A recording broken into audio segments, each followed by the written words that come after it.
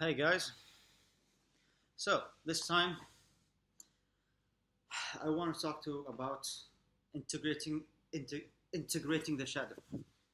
So um, there you go. Sorry, let me turn on more lights. Maybe this is better. Okay, uh, so what does it mean to integrate the shadow? I've come across this whole integrating the shadow concept for quite a long time. And honest to God, I never had a clue what it means. And how do you know that the shadow is not integrated? I was completely confused about the whole thing for a long time. And I read books about it, so I have a bunch of books about the shadow. And a lot of them are actually great, so they're written in a very concise, simple language. But they never actually talk about the shadow itself and what it means to integrate it and integrate it into what. So I've had these questions in my head for quite a long time. I'm trying to just understand it, you know, and understand it in a way that allows me to teach it to someone else, which is me right now, teaching it to you guys. So it's written and taught everywhere that the shadow is basically your unconscious mind or stuff that you neglect and you dump to the side, you know, stuff that you don't like. Like most people, in the case of for most people's cases, aggression is in your shadow. It's probably the case for everybody. For someone like me, assertiveness, I guess, is in my shadow. Aggression is in my shadow. Uh, I don't know. So basically, the general idea of integrating the shadow, and this is what I want to try to explain here. I've been kind of jumping around the topic, but now I'm gonna try to dive right into it. So,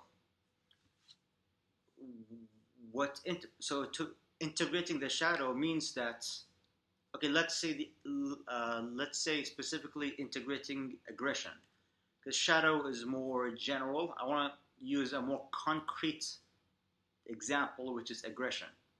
Now, whatever I'm going to say about integrating aggression applies to other parts of your shadow. Um, so let's say you're integrating your aggression.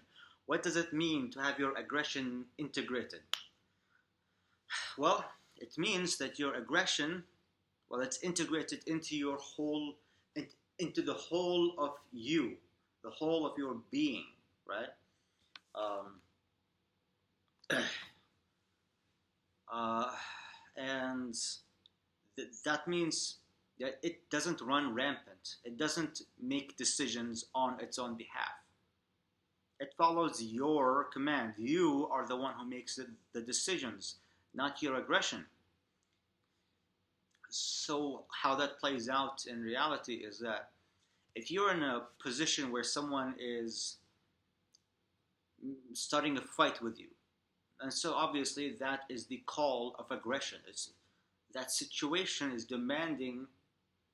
It's not demanding. It's like poking your aggression.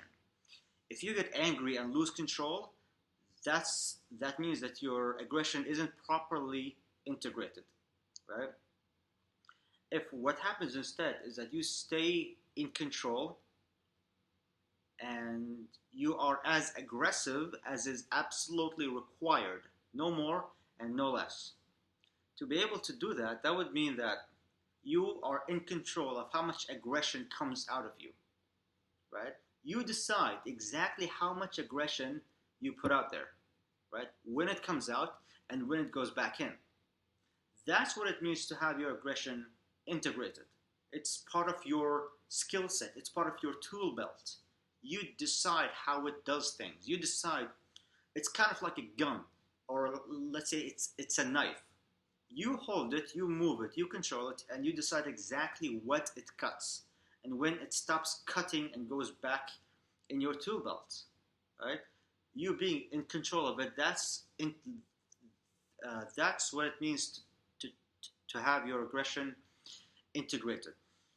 It's to have it be appropriately used in times where it is appropriately demanded of you, not when it's inappropriate. So let's say that somebody just, let's say that some stranger walks by you in the street and just says, "You suck," and keeps walking by. It's a perfect stranger. You don't know who that is. You don't know what they mean. You don't know why they said it. No context whatsoever, right? And this guy just says, "You suck." If in that moment, let's say you get really pissed off, you lose control and you lose your shit, and you punch them in the face and you get into a fight and you beat the living shit out of them, right? If that happens, that means your aggression is out of control. It took hold over you. It took over the controls and played with your body to get into a fight and release what it wants to release into the world. You didn't decide that. It was decided for you, right? So you are not in control of the situation. The situation, like something happened out there, and uh, uh, uh, something within you, that is your aggression, took over control. And so you're not in control, your aggression is in control. And so you haven't integrated it into you, into the whole of you, right? If it is integrated, then you decide, you can like command it to stop and to step behind you, and you only allow it to do what you command it to do, no more and no less. If it obeys you, if your aggression is obedient to you and loyal, maybe not loyal, but if your aggression is obedient to you, that's when you have integrated your aggression. If it runs rampant and it just does its own thing without your supervision, let's say, then you haven't really integrated it properly. But if you use your aggression appropriately, only in times where it is absolutely required and no more than is absolutely necessary, that's a sign of an integrated aggression. And I think that that's admirable and respectable, and generally speaking, people will find you attractive. Probably sexually attractive for women to you, or gay men to you if you're a man. Probably, not so sure about that, but other men will admire that. Like, the display of an integrated aggression is admirable. It's respectable, you know? Guys will look up to you. Basically, that's what I'm trying to get down to. Now, that's the example of aggression. Other parts of your shadow are the same thing. Basically, the fundamental idea here is that you behave appropriately to the demands of the situation. And so if the situation demands, let's say, 5 aggression, let's give it some number, 5 aggression, and you respond with 2,000, that's not an integrated aggression. It's very out of control, and you need to go to anger management or some shit like that, because the difference between 5 and 2,000 is ginormous, right? And so that's not an appropriate response. Or if the situation demands 5 aggression from you, and you can only give it 0, then you're not being a good person. You're being harmless, not good, not virtuous, not moral. You're being weak, and that's not a sign of an integrated shadow. An integrated shadow responds with exactly 5 aggression, not 4, not 6, 5. But just to clarify, it's not a black and white thing. So it's not like you're either integrated into exactly 5 or you're not. It's more like how integrated are you? So how close are you to the precise demands of the situation? And in theory, you will never be exactly the same as the demands of the situation. You'll be very close to it. You'll never hit it exactly. And that's because of your perceptions, and you'll have difficulties perceiving exactly what the situation is. And so, mistakes in your perception of the situation leads to you misinterpreting the demands, and you thinking that the situation demands 20 instead of 5, for example. So also, let's say that you see someone display an impressive, uh, let's say you see an impressive display of an integrated aggression. That takes two things: an integrated shadow, specifically the aggression part of your shadow, and the ability to properly pay attention and understand the situation as it is, and not make incorrect assumptions, or and not like and not be too naive. Generally speaking, like you have to pay attention to properly see what the demands are. Because most of the time, most people, like, this is a very common thing for immature, underdeveloped, naive individuals, and for teenagers, like young teenagers specifically, because they're still figuring out the world. So, um, and so they might perceive that the situation demands twice as much aggression as it actually demands. And so, matching the exertion of aggression to the exact demands of the situation, that is the goal of integrating or of integrating the shadow, of this whole thing of integrating the shadow. It's again, it's two pieces. It's perceiving the situation properly, paying attention, and then matching its demands. If you like, again, so for me, in my case, for example,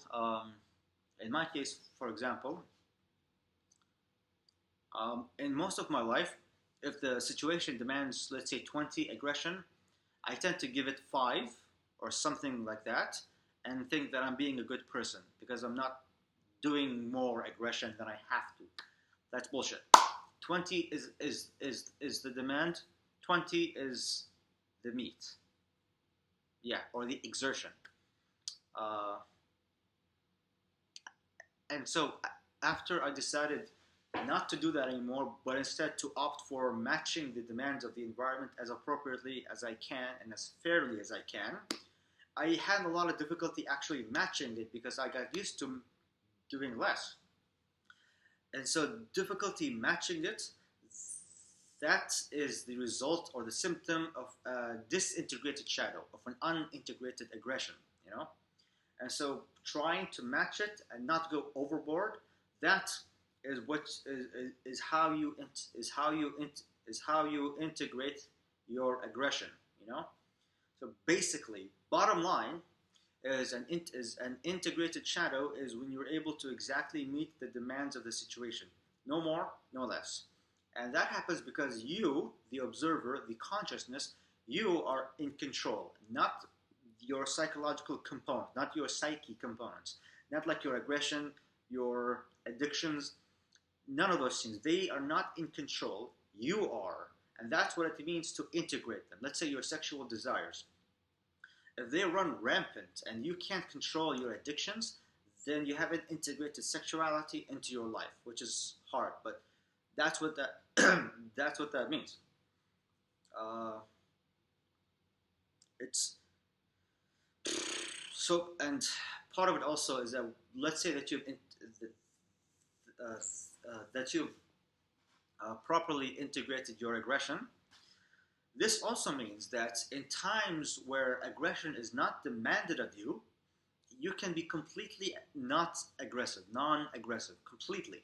You can completely match the environment which is not demanding any aggression from you, and so you can be calm for a long time. And the way that you experience that is it's as if you have. So in times when aggression is not demanded of you, you experience life the same way as if you have before you have integrated your aggression.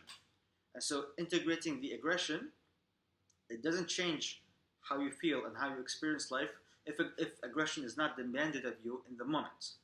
I hope that idea makes sense because I didn't explain it that well, but I hope it makes sense. This is from my personal experience, but then again, keep in mind, I'm not a prophet or someone like that.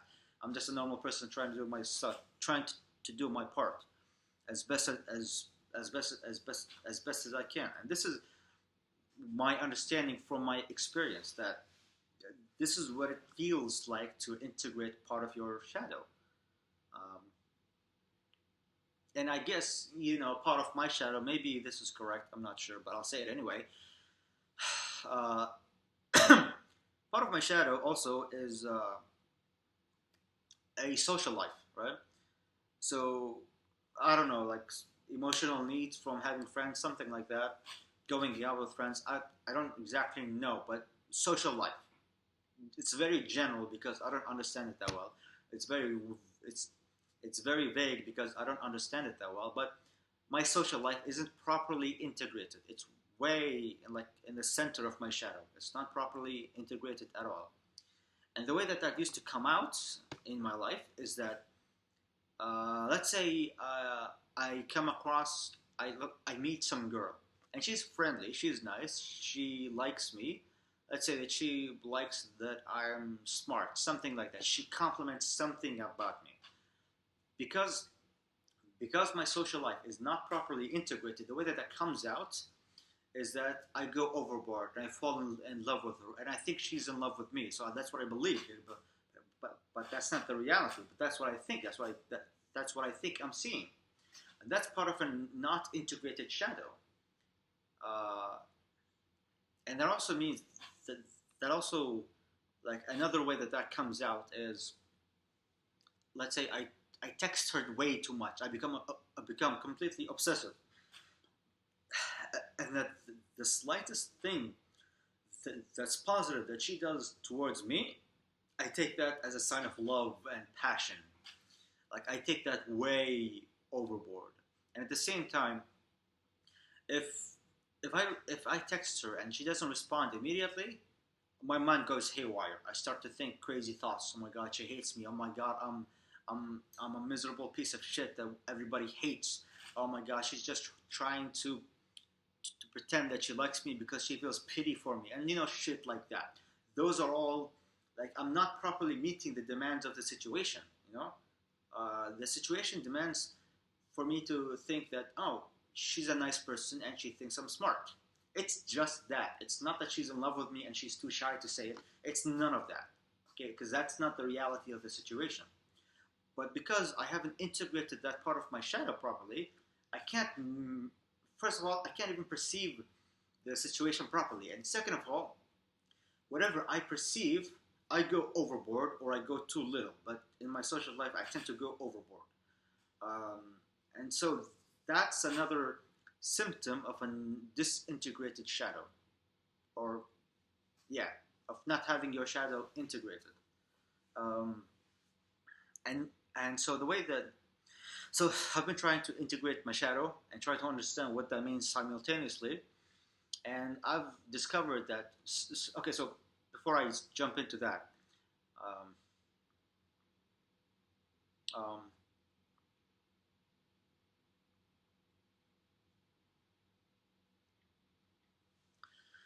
so before recently, which is when I think of, anyway, before recently, anytime anybody ever asks me to go out or spend some time together or texts me or asks me for help, anytime I ever get approached in any social manner, I just give them everything I have. I give them everything I have because I want more of that. So even in times where, like, I can't say no. I can't say no. That's part of not having my shadow integrated in the social space, in like socially speaking. And if a girl talks to me, I give her everything I can possibly muster out of my spirit just to hopefully make her like me and want to talk to me more and want to spend more time with me. I'm going way the fuck overboard here. That's what I do when, like, before I got closer to integrating, before I made progress towards integrating my shadow, socially speaking. But now, what I'm discovering that is part of having my shadow integrated, socially speaking, is that sometimes I actually get asked for help and I say no because I'm busy. I was never able to say no before. I couldn't. But now it's part of the whole thing, and I say it authentically. It's not like I'm forcing myself to just pull back, say no. I know you want to do this, but no, say no. No, no, no. It's none of that. I naturally say no because I'm actually busy, and the way I got to that point is by recognizing that I don't need what they have to offer, and also that they're not offering what I want from them. And so there's no point in giving them everything because I'm not going to get what I think I want to get out of them because they're not offering it. You know? So it's so in my personal case, not having my social shadow integrated means I I give too much and I say yes all the time. And whenever anybody ever wants anything or needs anything, if I detect somebody kind of needs something but hasn't said it yet, I reach out and I say, I think, see, I'm getting the feeling you kind of want this, so maybe I can do this if you want me to, and I'll give it for you, and then you'll be good. And so I'm very much like that, right? And anybody, anytime anybody kind of needs something I may be able to offer them, I do it. I offer it to them, and usually I get shot down, but I don't care. It doesn't matter to me, and that's not a virtue. I thought it was a virtue, but it's not.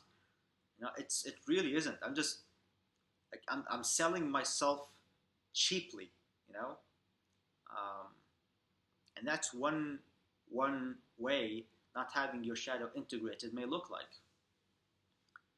Again, socially speaking. So what happened was that it's kind of like not having dignity. Now that I'm thinking about it, it's kind of like not having dignity. You know. So when I made more progress towards integrating my shadow, I was able to say no to guys and girls.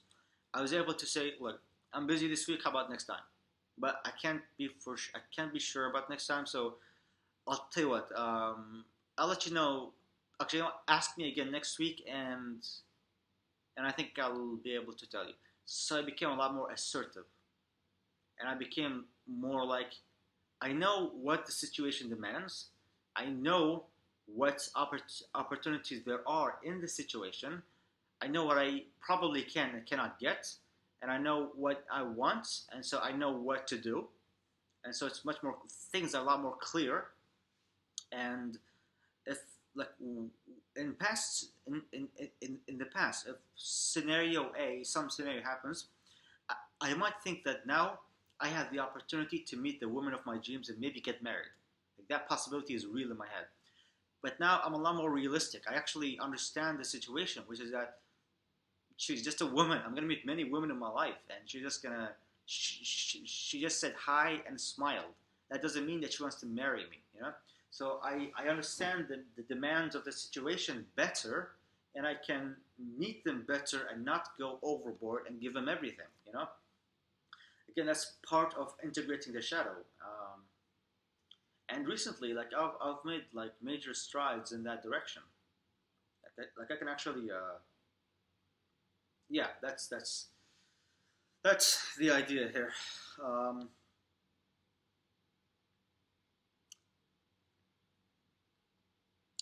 this has been my experience integrating the shadow, specifically to two two areas: the social part and the aggression part.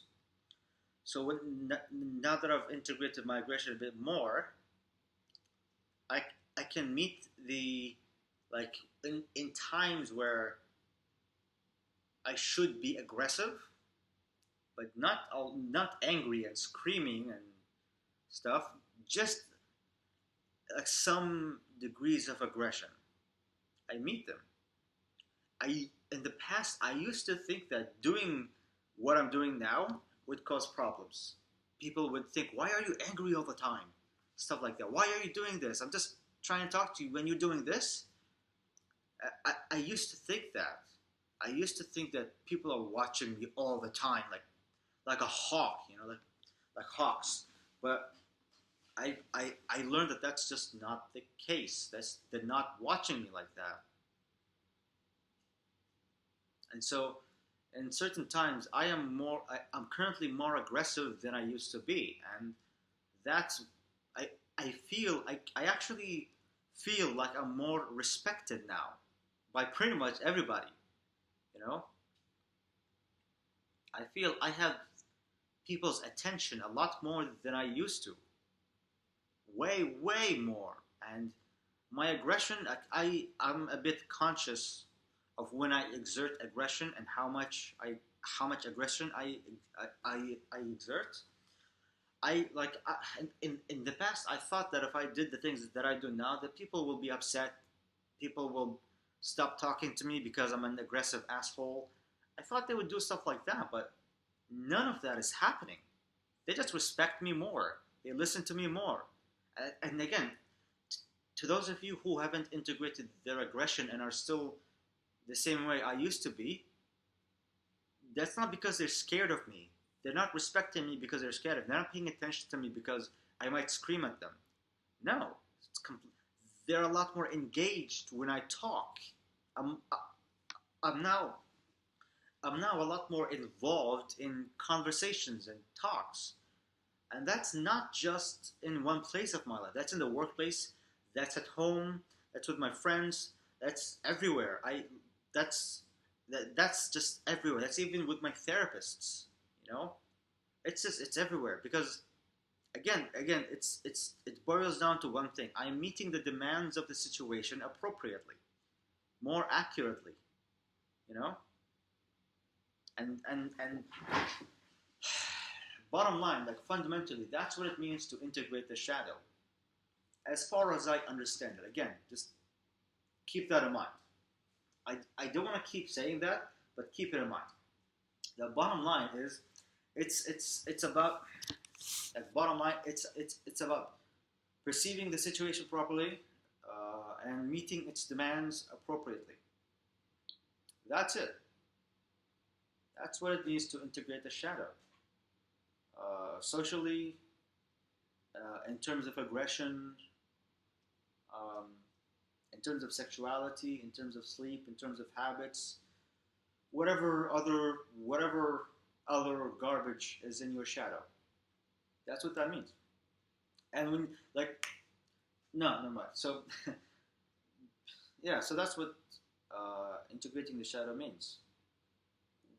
When in times where you don't meet the demands of the situation properly, then you need to pay attention. That is a big part of how you integrate the shadow. You pay attention, you understand what the situation demands of you. You understand what's going on. There's no way to do that other than to pay attention. There's no other way. None. That's the only way. You pay attention. You don't perceive what you already know. You perceive what is happening objectively outside you. You perceive that. You interpret what you're observing objectively through your senses. You don't make assumptions. You don't project. You don't like paying attention means to not perceive your psychological projections. And so when something is happening, automatically you project something onto it, and that's how you know it. But when you pay attention, the point is to update your projections because your projections aren't matching reality, right? Your projections are not matching reality. And so the whole point of paying attention is to see what's happening and then to correct your projections. That's the whole point of paying attention. I don't like the lighting in my videos at all, man. It just Anyway, yeah, this is a bit better. So the whole point of paying attention is to observe, mostly with your eyes, but with all your senses. Observe what is happening, interpret what's happening.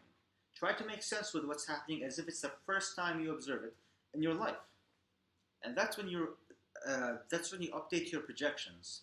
And the updating of the projections happens automatically. What you consciously do is to pay attention, look at what's happening, and interpret that as if it's the first time you observe it. And that's what it means to pay attention, you know. And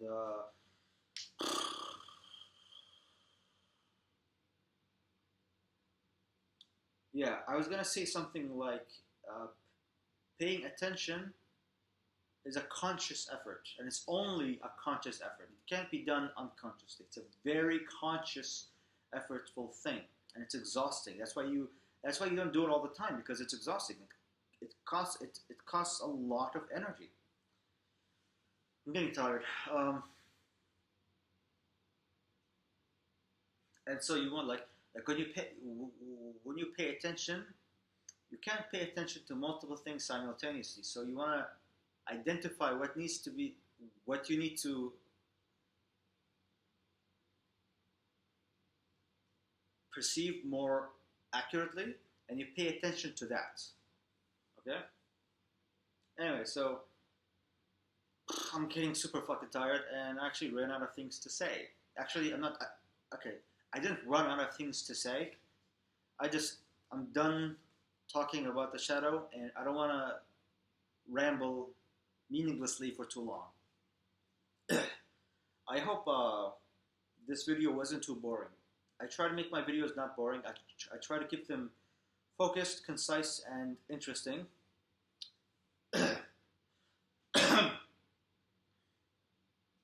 Yeah.